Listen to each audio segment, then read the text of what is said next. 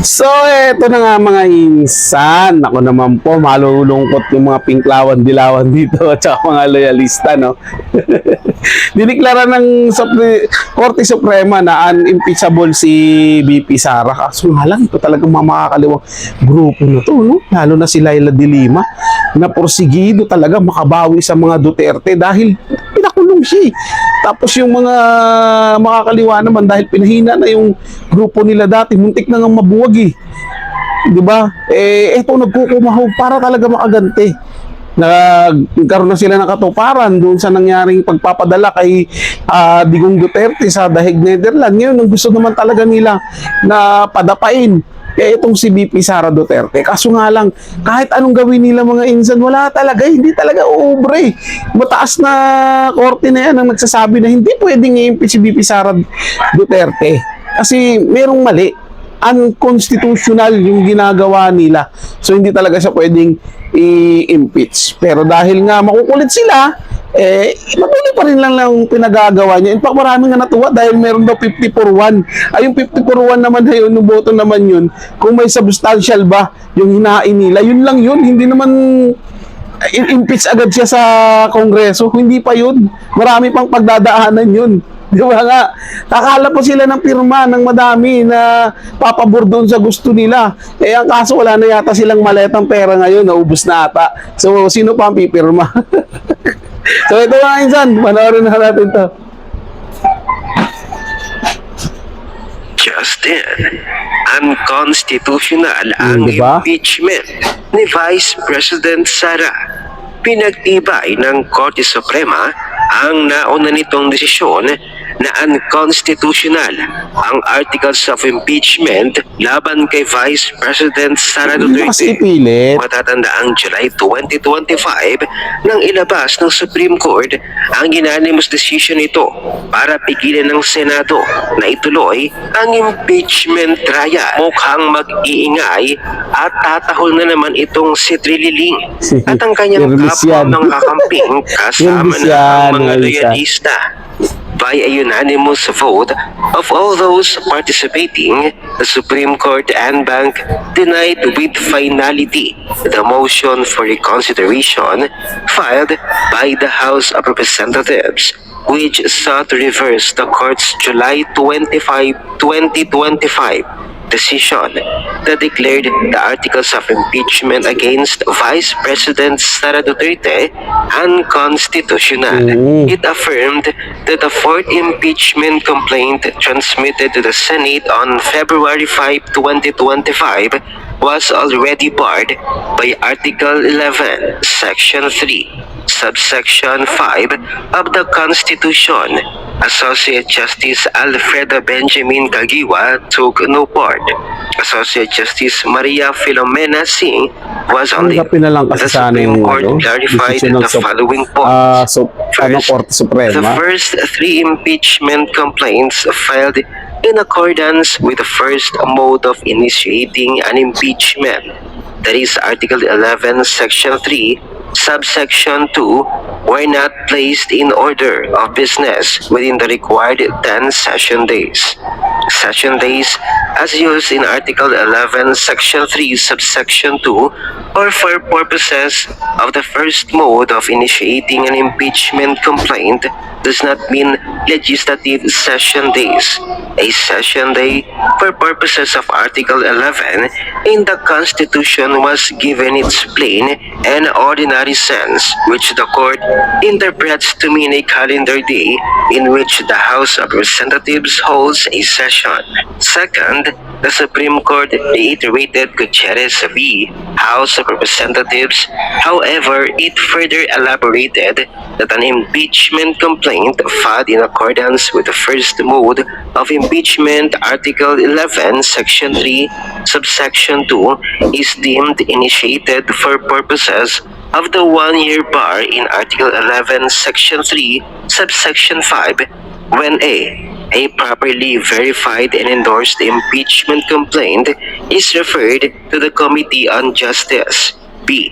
A properly verified and endorsed impeachment complaint is not placed in the order of business of the House of Representatives within 10 session days or referred to the Committee on Justice after it has been put in the order of business within 3 session days as required by Article 11, Section 3, Subsection 2 of the Constitution, or C. No articles of impeachment are transmitted to the Senate before the House of Representatives adjourns sine die.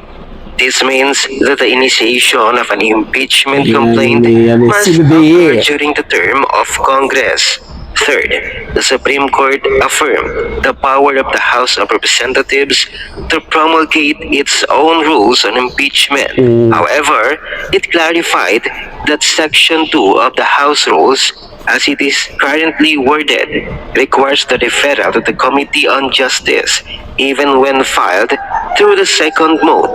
The second mode is provided in Article 11, Section 3, Subsection 4 of the Constitution, where the endorsement of at least one-third of the members of the House of Representatives would be sufficient to transmit the articles of impeachment. Kaya't ang mga certified DDS at taga-suporta ni Vice President Sara ay lubusang natutuwa at nagdiriwang ngayon. Magbabalak pa ba silang magsampa ulit ng impeachment complaint kay Vice President Sara?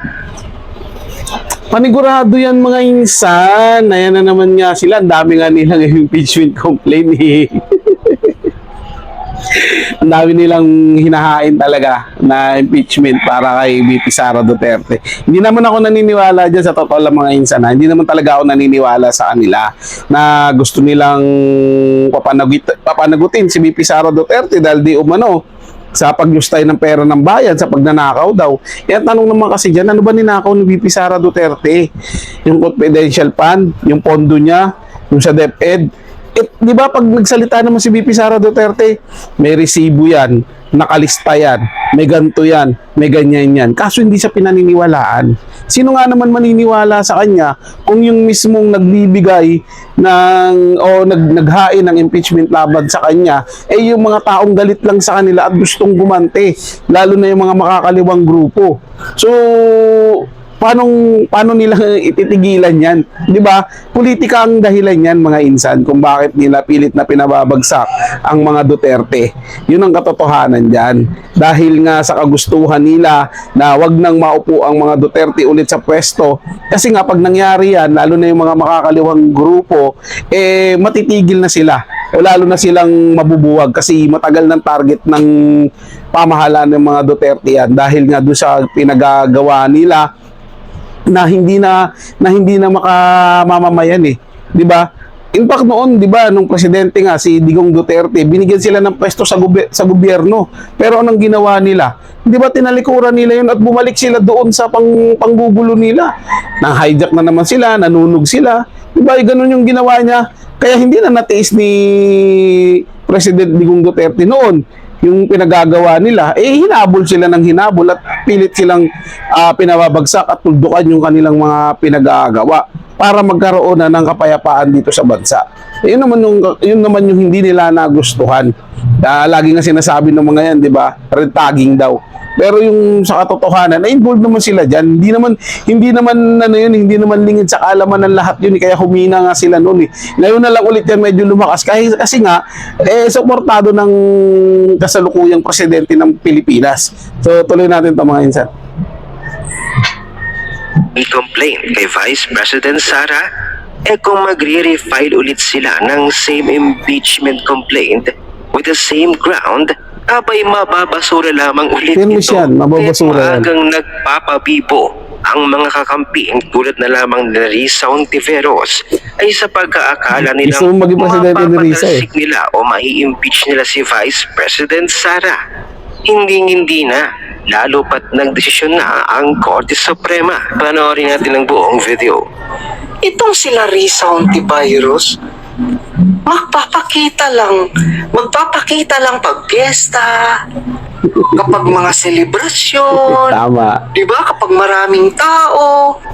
Pero pag kalamidad, pag sakuna San sila?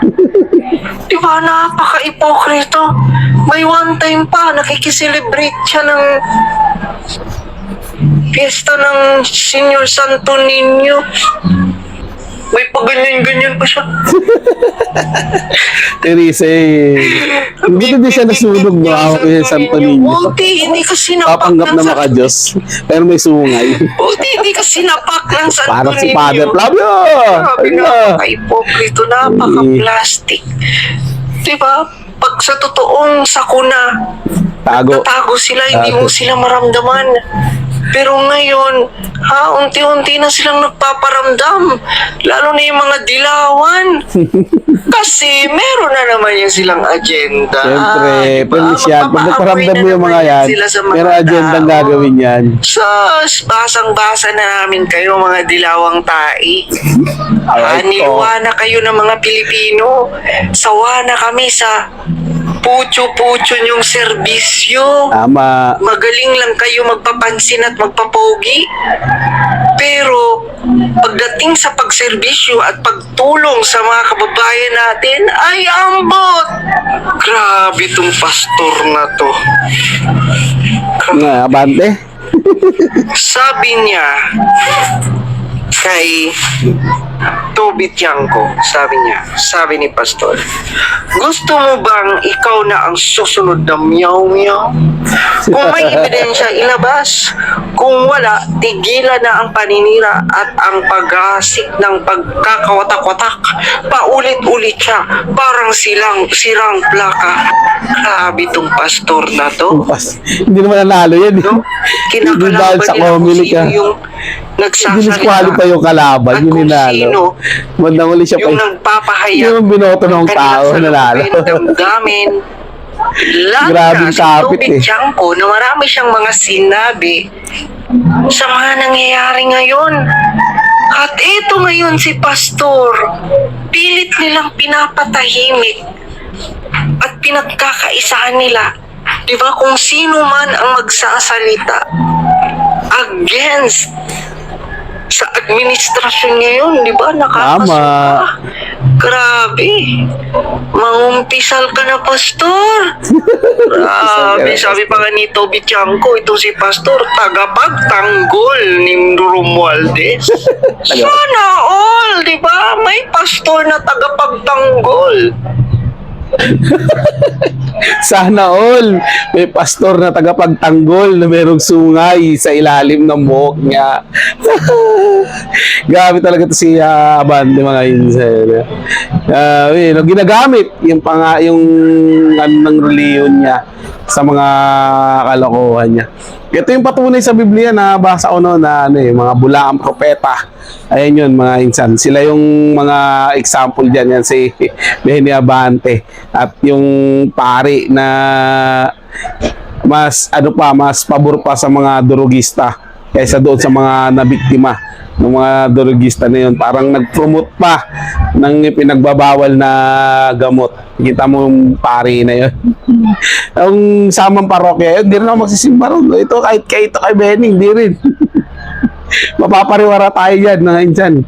Imbis na malangit tayo, mapapunta tayo doon sa kauri niya sa baba. Pag tayo sa kanila. Wala yung magandang maidudulot sa atin.